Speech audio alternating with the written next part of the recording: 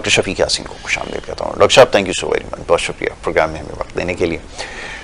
Doctor صاحب اب بہت سارے معاملات ایسے ہیں, جیسے ہم نے کہا کہ ہمارا مقصد یہ ہے کہ ہم لوگوں کو اویئر کریں.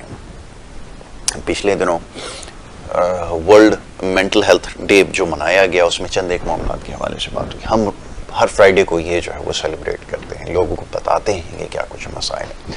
تو بہت سارے سوالات موصول ہو رہے ہیں ہمارے یہاں. اب جو لوگ ہیں بہت زیادہ جو آپ سمجھ لیں, کیونکہ اکنامک سچویشن ایسی رہی ہے کہ اب ان کے سوچنے میں بڑا فرق آ گیا ہے. وہ ڈیسیجن میکنگ جو ہے وہ ختم ہوتی چلی جا رہی ہے, فیصلے لینے میں مشکلات ہو رہی ہیں. اب وہ کسی انویسٹمنٹ کے حوالے سے نہیں, گھر کے اندر بھی اگر کوئی معاملہ ہو, اور اس کی وجہ سے بہت زیادہ اسپلٹ ہو رہے ہیں. تو یہ سوال پوچھا گیا تھا کہ یہ اس کو کیسے اوور کم کیا جا سکتا ہے, کیا واقعتاً اس کو بھی ٹریٹ کرنے کی ضرورت ہے. کہ بہت زیادہ ریلکٹنٹ اب لوگ ہیں. میں خود بھی اپنی بات کروں, بہت سارے فیصلے نہیں لے پا رہا کیونکہ حالات کو دیکھتے ہوئے بہت زیادہ انسیکیور ہوتا جا رہا ہوں. تو یہ انسیکیورٹی تو ایک بڑا سیریس پرابلم ہے, اور وہ بڑھتے بڑھتے آپ کے ہر زندگی کے فیصلے کے اوپر وہ آپ کو انسیکیورٹی جو ہے وہ زیادہ نظر آنا شروع ہو جائے گی. اوور کم کیسے کیا جائے اور اس کیفیت کو کیا نام دیا جائے؟ دیکھیے, جنرل اسٹریس جو ہے, جو کہ آپ نے بھی ذکر کیا, اس کے افیکٹس ڈفرینٹ طرح سے ہوتے ہیں انسان کے دماغ پہ.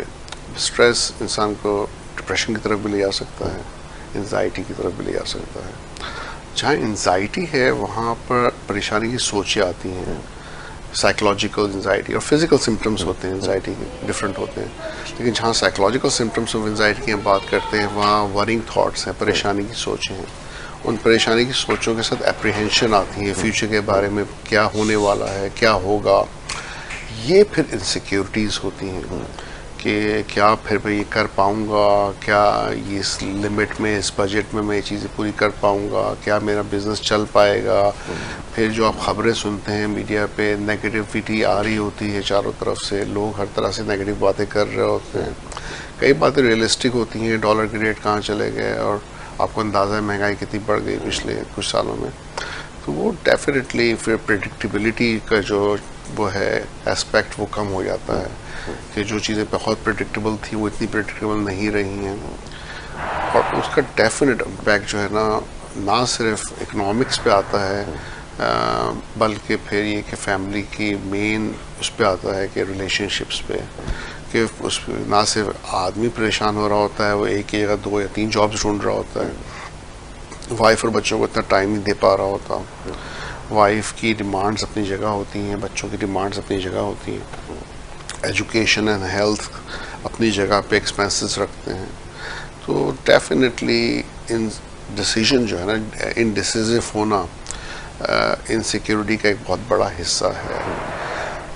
کیونکہ کئی دفعہ پھر یہ لوگ دیکھتے ہیں کہ اگر ہم نے کچھ ایسٹ لگا بھی دیا کسی جگہ تو اس کے ریٹرنز کبھی نہیں ملتے, یا پھر وہ پیسے کھا لیے جاتے ہیں. مسٹرسٹ کے ایشوز بہت ہیں ہمارے ملک میں.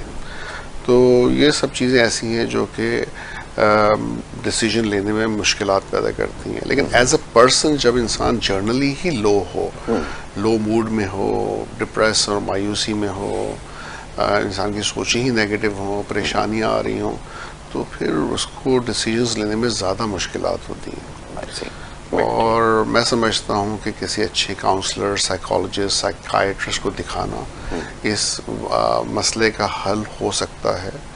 اس لیے بہت سے پرابلم سالونگ اسکلز ہیں, اس طرح کی پریشانیوں سے کس طرح سے نکلنا ہے, کیا سپورٹس اویلیبل ہیں. اور باقی یہ کہ بیلنس, دیکھیں شادی جو ہے نا وہ ایک 2 وے اسٹریٹ ہے, اور ہمارا پرابلم یہ ہے کہ جہاں ریلیشن شپ میں کمیونیکیشن ایشوز آ جاتے ہیں, باؤنڈری ایشوز آ جاتے ہیں, اور ساتھ ساتھ جو ہے انفلیکسیبلٹی آ جاتا ہے, کمپرومائز وہ اسپیکٹ کم ہو جاتا ہے, تو وہاں پر ریلیشن شپ بھی خطرے میں آ سکتی ہے.